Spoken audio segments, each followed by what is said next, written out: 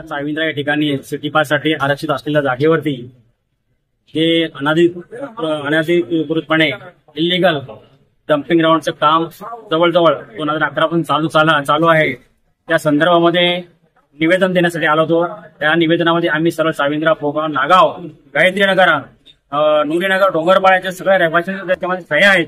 का? कारण ह्या डम्पिंग ग्राउंडमध्ये आम्हाला तकलीफ आहे, आमच्या आरोग्यात धोका निर्माण झालेला आहे। दम्याचे आजार, मलेरिया, टायफॉइड, डेंग्यू अशा प्रकारे रोगाने लोक त्रस्त झालेले आहेत। आणि त्यातल्या त्यात असा पण विषय आहे की खाली जे आमची जे शेतकऱ्याच्या जागा आहेत आणि ते केमिकल युक्त पाणी जे शेतामध्ये जात असल्यामुळे त्या ठिकाणी आमची शेती आज 10 ते 15 वर्षापासून नापीक झाले। आम्ही वारंवार या ठिकाणी निवेदनं दिली, तरी पण याच्यामध्ये काय प्रकारचे सुधारणा होत नाही। आता साहेबांना आम्ही भेटलो, काही म्हणतात की आम्ही मला काय कल्पना आहे का, मला टेक्निकल काय नॉलेज आहे का? म्हटलं टेक्निकल नॉलेज काय पाहिजे तर आम्हाला तुम्ही 4 महिने आम्ही सगळं काहीतरी नियोजन करू म्हटलं, असं सगळेच बोलतात।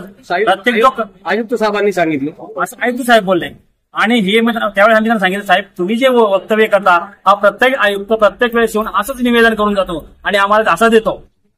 आम्ही त्याकडनं वाट बघतो, त्याकडून तुमच्या आयुक्ताची बदली होऊन जाते, पुन्हा नवीन इटी दांडू, पुन्हा नवीन तोच विषय।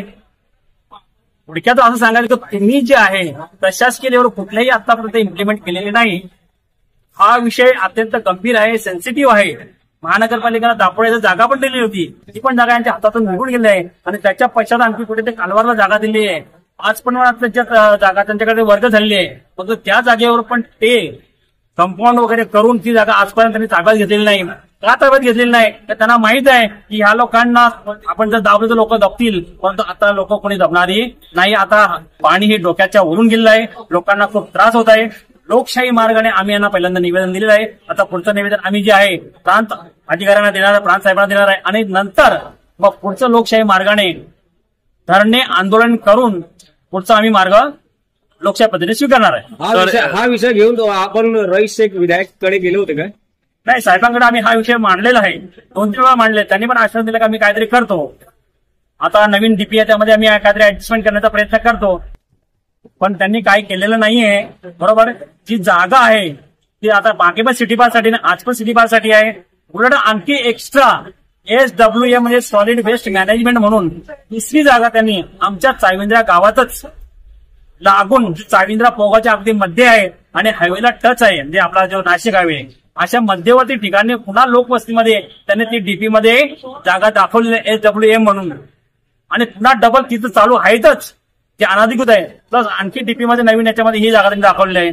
म्हणजे थोडक्यात असं सांगायचं की आम्ही त्रास भोगत आलो आहे, त्याच्या पुढे पण भोगायचं आहे आणि याच्या आयुष्यभर भोगायला आम्हाला लागणार आहे।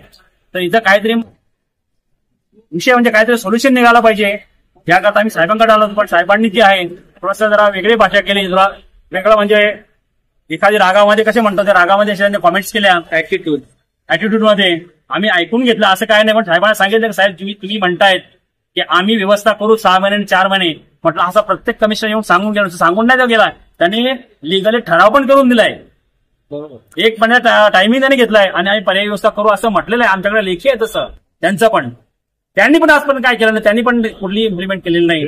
आणि सेम उत्तर तुमच्याकडनं येतं, काय अपेक्षा करणार आहे?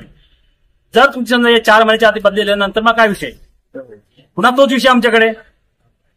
म्हणून कुठेतरी काहीतरी याच्यामध्ये व्यवस्थित मार्ग निघाला पाहिजे। जर मार्ग निघत असाल या निवेदनामार्फत तर ठीक आहे, नाही तर लोकशाही मार्गाने आम्हाला पुढे आमचे आंदोलन करणे करावं लागेल।